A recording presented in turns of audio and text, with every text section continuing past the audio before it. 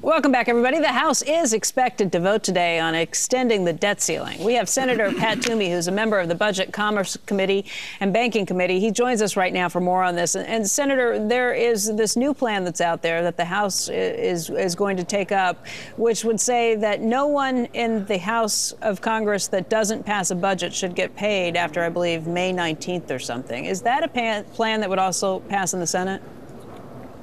It might, Becky, and I got to give the House credit for focusing on the real underlying cause of all this government by cliff we've been living through, which is the fact that the Senate doesn't function. Senator Reid chooses not to do a budget resolution for 3 consecutive years. We did no appropriation bills. They have no bill to address the debt ceiling. And the consequence of this is we end up at midnight on December 31st with, a gun to our head trying to, get something done in the last minute that nobody's had a chance to look at. So what the House is saying is it's about time the Senate actually did what the law requires, which is pass a budget and begin the process of setting the parameters for how we're going to solve this problem, how we're going to live within our means, how we're going to eventually get on a sustainable fiscal path, which I sure hope will happen sooner rather than later. So I give the House credit for putting that pressure on the Senate, and if it takes a threat of withholding pay to get my Senate Democratic colleagues to do what they should be doing anyway, then so be it. Let's get a budget. One issue, though, is that it really just moves the ball down the field once again, just in terms of when we're going to be dealing with any of these issues that we keep thinking it's sequestration, we keep thinking it's going to be the next time around.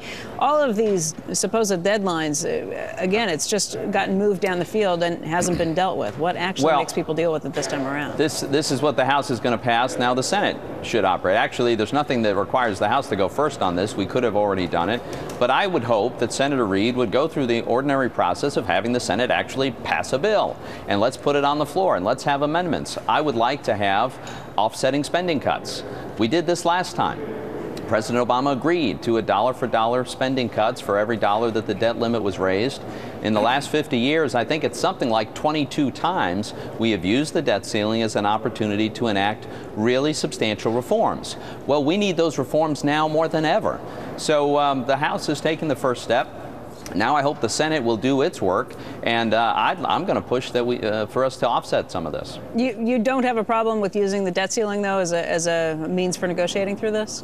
I don't, Becky. Look, this president won't agree voluntarily to cut a dime of spending. He thinks we need more government spending, not less.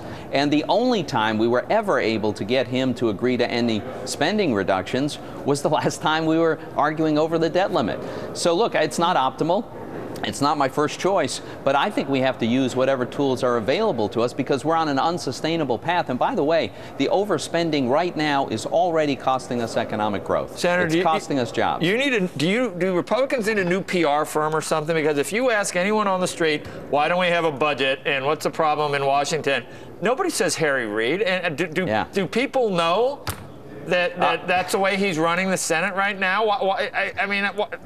It's a law, and you haven't had any. And I've heard Republicans say it, but then when people listen, it just sounds like angry Republicans. I mean, you guys need a new PR department or something. Well, here's what I think happens here. You know, the most prominent job in all of Congress is the Speaker of the House, and the Speaker of the House is a Republican. So the Republicans pass all kinds of legislation, including budget resolutions, including appropriation bills, including sweeping reforms, and then it gets killed in the Senate by the Democrats, who then blame the Republicans for not doing anything. Unfortunately, it's worked pretty well for them so far. Maybe we do need some better PR, but this is a step in the right direction of driving this message. I want to offset the debt limit increase with spending cuts, but we are putting a spotlight on the Senate's contribution to this problem. The other thing is, I don't know, maybe it's, they have media enablers, obviously, but we have a speech, an inauguration speech. We're almost at 8% unemployment, and we're growing below plan for the 5th straight year, more than that, probably.